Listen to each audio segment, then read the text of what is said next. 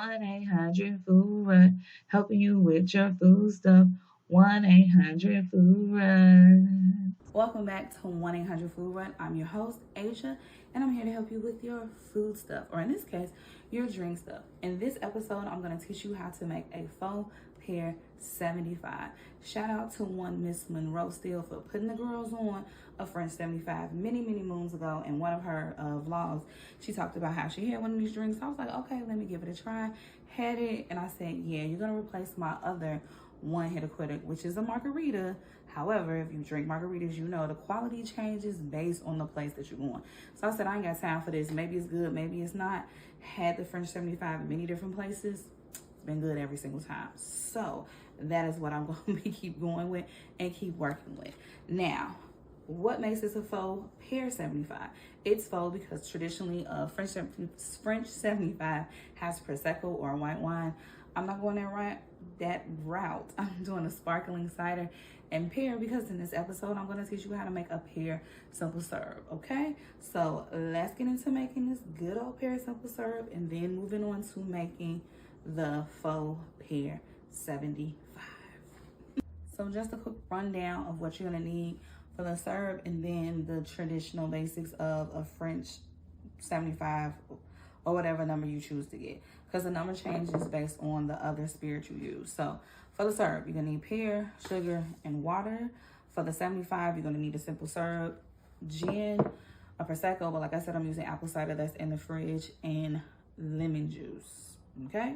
So how it changes based on the number changes based on what liquor you're choosing. So there is a French 75, which is what we're making, and then there is a French 95, 125, and then 85, and those are either going to be bourbon or cognac, tequila, or vodka. The bourbon one is 95, and I always mix up the tequila and vodka one, so I'm not sure, but either it's 125 or 85. Those are the numbers, but I always confuse the number to the liquor. But just to let you know if you care about that. Anyway, let's get our pear cut up. So we're gonna be making us a simple syrup. Traditionally, a simple syrup is just equal parts. So 1 part to water to 1 part of sugar. When you're typically making or see a recipe for simple syrup, they're basically telling you to do like a cup of water to a cup of sugar, which of course you can do. But in the end, that's going to give you 16 ounces of a liquid. And if you don't know what to do with that liquid and you really just making this for one cocktail that's calling for like an ounce to maybe 2 ounces, it's like, all right, so what I'm about to do with the rest of this, either 15 or 14 ounces. And obviously there's stuff that you can do with it. So because it's just a syrup, so you can use it how you would use syrups in other drinks like coffees and teas. That's how you can use it. So add it to your coffee and tea. You can also do it if you're making a lemonade, if you're doing refreshers, you can use that as your sweetener. Also, you can use it, no, what I was gonna say, you can use it for baked goods too. What I was gonna tell you is, if let's say you wanted to do this pear, right, but you was like, oh, I don't know if I really wanna go through all of that.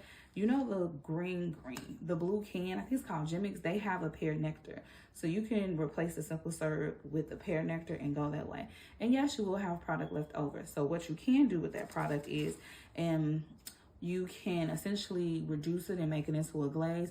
Now, if you do pork, imagine it on some pork loin, understand, maybe pork shoulder. That would be really good. And of course, you can make it into a vinaigrette. I think turning it into like a pear vinaigrette opens up more protein options.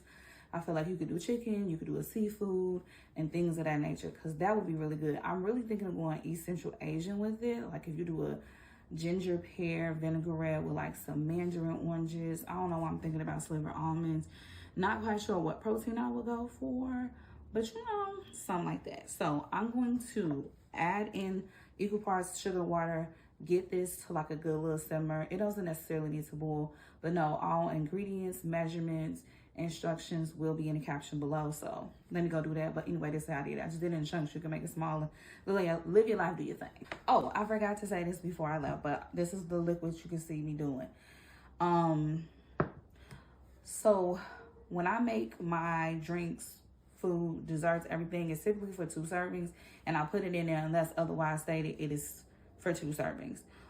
So let's say you come across a drink and it's like, oh, you need a cocktail, and it's like, oh, you need a half, or not a half, you need 1 ounce of simple syrup. So that would be a tablespoon of water and a tablespoon of sugar, because a tablespoon is 0.5 ounces, right? So put them together, you get 1 ounce. So you literally take a tablespoon of sugar and a tablespoon of water, put it in a microwave safe bowl, microwave it until the sugar dissolves. That's because my microwave is behind me. Put it into the sugar dissolves, and boom, there you go. You need a half an ounce, then do half of that, half of a tablespoon and another half a tablespoon, and boom, there you go. That is it. Because making simple syrup, if you don't have a choice or use for it, rather not choice, if you don't have a use for it, it's like, so yeah. But let me get this on the stove. Okay, let's get this show on the road around.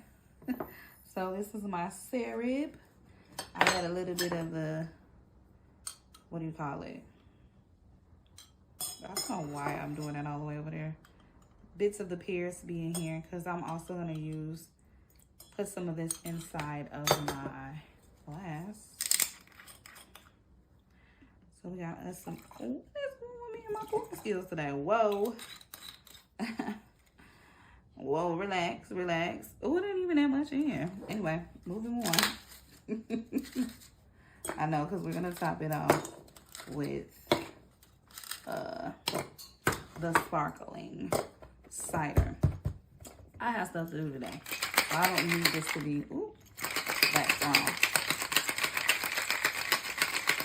Shake it, shake it, shake it. All right. And I'm back with my glass. And like I said, I'm going to put a little, I just want a little bit of the syrup in there. Now, what I will say is for my simple syrup, I think I may have added too much sugar, but such is life. Oh, I forgot to add me some lime juice. Hold on. Not lime juice, lemon juice. Squeeze a little lemon in there. Woo. Again, measurements and everything are going to be below. Let's shake it up again. I did squeeze up the pear a little bit because I wanted a little bit more of that flavor to pop through. I definitely want to give this a try again with like either with the nectar to see how that goes. So let's pour this in.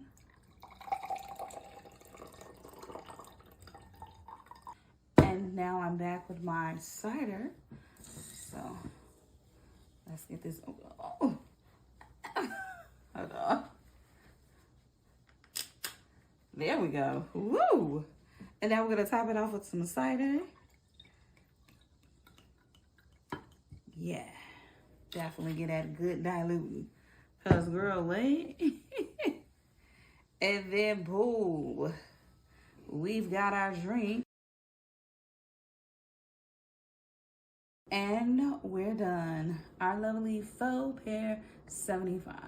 That's gonna take. I'm gonna move away the garnish because it is huge. I should have made that thinner, but anywho, let's give it a try.